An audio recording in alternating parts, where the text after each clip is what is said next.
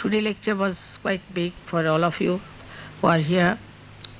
I'm happy that you could all come down for the Shiv Puja. And now, as they have requested in Europe also, we are going to have one Shiv Puja on the 17th, I think, in Rome. They have never had Shiv Puja in the West. And that's why I have decided that we'll have two pujas, though it's quite a difficult thing to have Shiva's puja with such close proximity. Today I have told them how we have got 4 channels in our heart where Shiva resides, and how we have to introspect ourselves and control our attention. Because in Sahaja Yoga there is all freedom to be the way you are. Nothing is asked to be sacrificed or to be given up, as they were told before, to go to the Himalayas, take out all your clothes and shiver there in the cold and all sorts of things. The body, the importance of the body, has to be reduced. And for that you have to put your attention inward and try to find joy in everything. To put your attention inside is very easy because you are meditative. Supposing you are going by a bullock cart. If a man is used to a Rolls Royce, he will be all the time complaining, what is this nonsense? Why have I to go by a bullock cart? Horrible, this, that. But a child, if he's in bullock cart, he'll be enjoying it. What a nice thing, you're jumping up and down, very nice. How the bullocks are running, beautiful. You can watch everything so carefully outside. Because he's so innocent, like Shiva.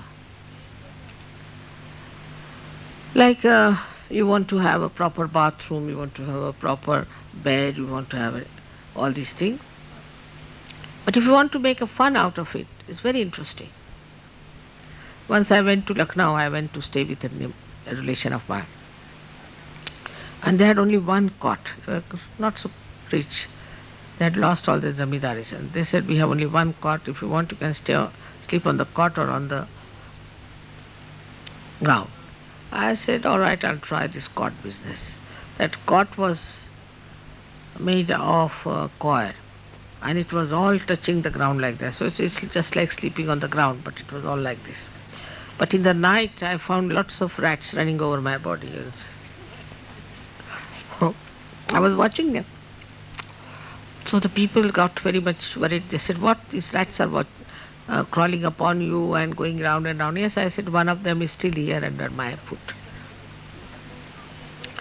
So they said, aren't you disturbed? I said, what is there to be disturbed? I'm just watching them. I've never seen so many rats together.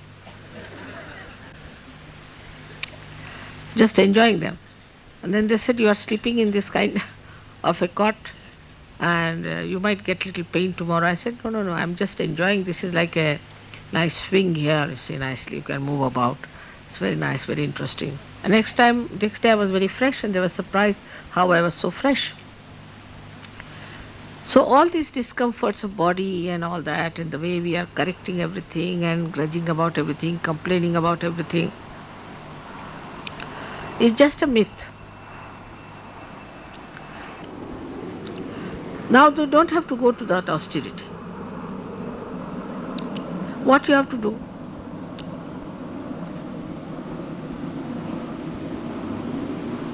Surrender all these things into the ocean of joy, or dissolve it into the ocean of joy. All these comforts. Then also the artificial norms of life that have come up, like we have to have disheveled hair, otherwise you are not in. You have to be really crazy to be in. There are many other things, stupid I think very much, that have come in vogue. and people are following them because they are the norms. If you don't do that, then you think you are not all right, or others may start thinking, oh, what funny man he is. That doesn't mean you should be funny or um, you should be hippies or anything, but not to be so much worried about the norms. Like one day, I saw one gentleman was extremely upset in England, Indian gentleman. I said, what happened? Why are you so upset? He said, by mistake, I used the fish knife for eating meat. I said, so what? He said, everybody watched me, you see. I said, it's all right. You didn't thrust that into anyone. Doesn't matter. If you have eaten fish knife, if you have used fish knife for this, so you must use fish knife first, then this, that. All nonsense. It's not so important than your equanimity, than your balance. So all these little things can also upset us. On the contrary, I would say, oh, really, I did eat with the fish, very good. It's a good thing that I broke something, a big image of a formal dinner was broken. So, it was good. Next time everybody will do that. It may start as a fashion, possibly.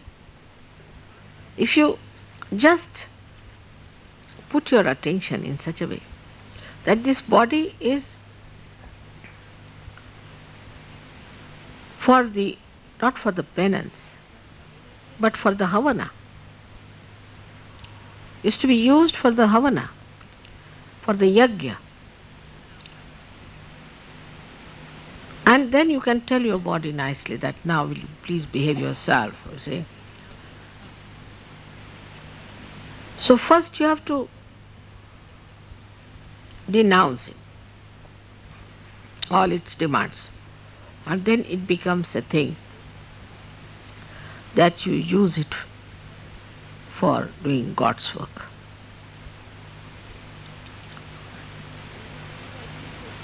I must say, compared to Indians, Westerners are much better in this respect. I must say that.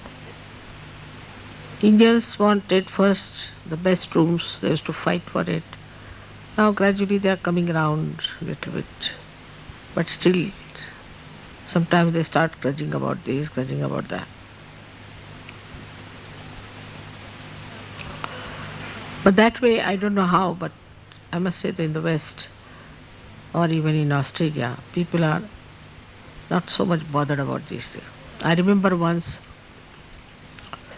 we had gone to Ganpatipura a long time back, and there were no arrangements for sleeping because the MTDC had not vacated. They said we'll do it next day. So many of them just went to the seashore and slept there the night. This mother, we enjoyed it. It was full moon thing. We really enjoyed among ourselves.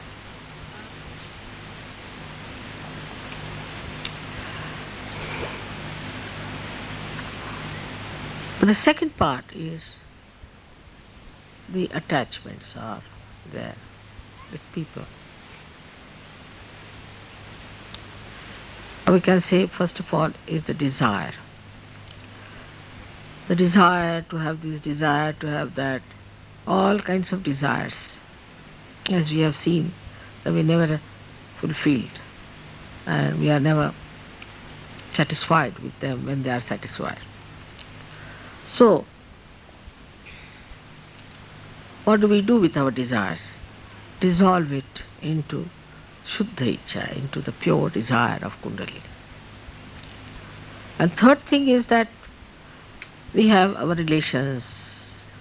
I mean, I've seen with the Westerners, especially when they get married, I don't know what happens to them. Then suddenly they think they are now married, so now they have become Romeo, Juliet, raised to power 108. And of course, Indians are the other way around. I mean, it's both just the same. So, one has to understand that all right, it's an event of marriage. But the attention should not entangle with any person whatsoever. As I have told you many times, the sap of the tree has to rise and give its attention to all the parts of the tree and go back. If it gets attached to any one of the parts, the whole tree will die as well as that part will also die. So in every relationship, whatever you have to give to your sister, to your brother, to your children, to your wife has to be done. But you should not get entangled with it. So what do we do with our attachments? Dissolve it in compassion. And compassion is like sea. The nature of the compassion is it fulfills all the issues, all the balance, all the defects. It just runs in it. The fourth one is the one which is for your attention. When your attention is so pure, then it nourishes this fourth channel which blossoms, rises through your electricity, goes into your sahasrara and becomes a lotus of fragrance. There is sahasrara starts giving the fragrance of the heart. That's how the combination of the heart and the brain takes place. So this attention itself is the power of Shiva. The attention which we call as chitta. And this attention is present in every comma of the all-pervading power, the Chaitanya.